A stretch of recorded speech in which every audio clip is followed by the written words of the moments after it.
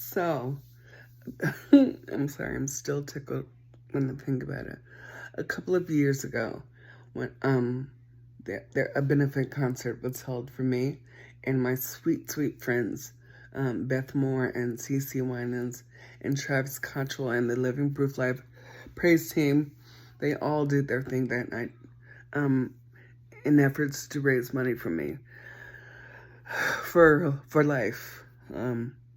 Because life is a bit different right now post stroke. But gosh, my Beth spoke and she spoke about life in the middle and what can happen or what can happen when you are following God but you find yourself in precarious situations. Last night I found myself in such a place and I wanted to share it with you. Okay, so the place where I'm staying, I don't have my bed right now. I'm staying in an apartment that's built off of a house. And there was already a bed in there. My bed is too large to fit, so we're using this bed.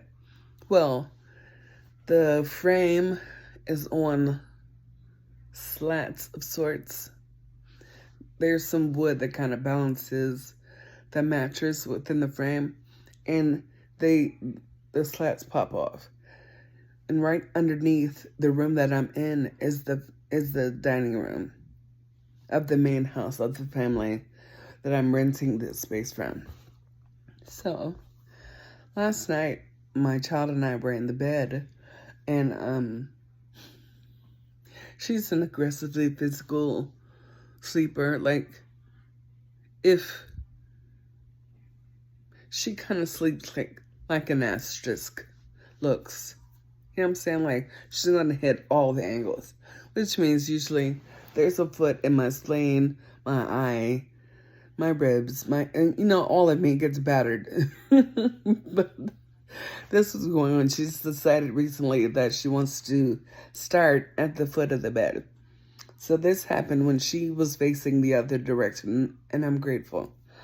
But one of the slats, I guess there's 4 slats of wood that balance the mattress.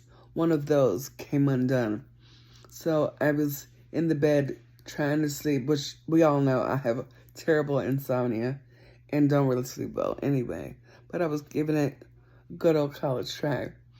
And one of those slats came undone. So I was sleeping. I wasn't sleeping. I was trying to sleep. And all of a sudden, like, there's this massive shaking. And I felt like the bed was breaking. And what I saw in my mind, here in the middle, was that bed falling apart because of my big butt, and the whole bed crashing through the floor and landing on the dining room table beneath us, because stupid stuff happens to me. And that's about right. You know what I'm saying? Like, I could very well end up sleeping on the table in the dining room below for no reason, because me. And I was afraid it was going to happen. So I jumped out of bed, left Yaya in the bed, and there's a little recliner that I'm in that a friend gave me because my couches and all that stuff are too large for this space. So she gave me a recliner. The recliner is one of the squeakiest things. It's very loud. It's a gift. I needed it. But it is a loud, squeaky thing. And if you know anything about me, you know that I have terrible misophonia. And there are certain noises that make me angry. For lack of a better term. They upset my heart. And squeaking is one such noise. But this chair will do that incessantly if you're sitting in it normally.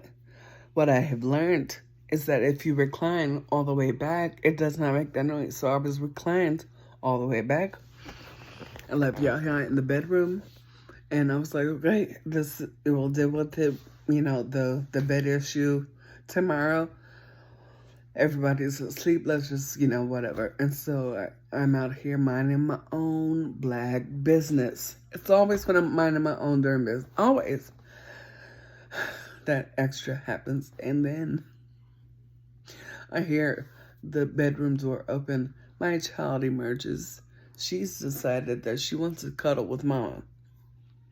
And so she's like, I want my mom. I woke up and I saw my mom was not in the bed.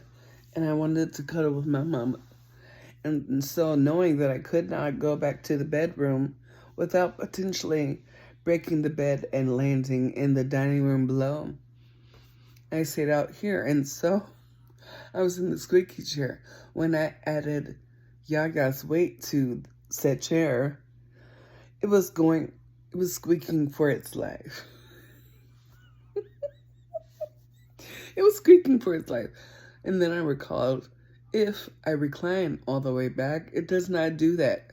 But it does, apparently, if there's another human whose weight you cannot control is also on the chair. So I'm all the way reclined. We're going to say, at this point, I'm already fully reclined. Yaya is now laying on me. She ain't fully reclined. She ain't Clint Eastwood. She ain't at all. So the whole night, I'm like, like trying to balance my weight. And I woke up this morning with my core fully sore because I've been doing sit-ups all night. And I've gotten more of a keg than a six-pack, you know what I'm saying? So it's not, my core is not used to that kind of action. Definitely not for 5 hours a night. Oh gosh.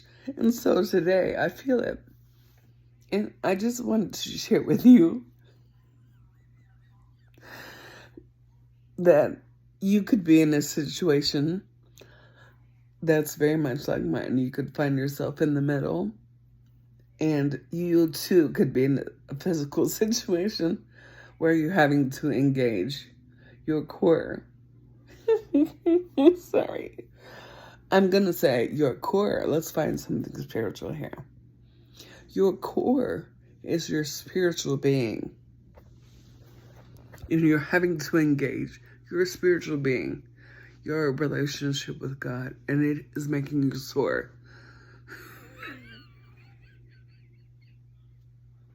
I can't do it. I can't do it. I'm sore, y'all. Cut me some slack. Cut me some slack.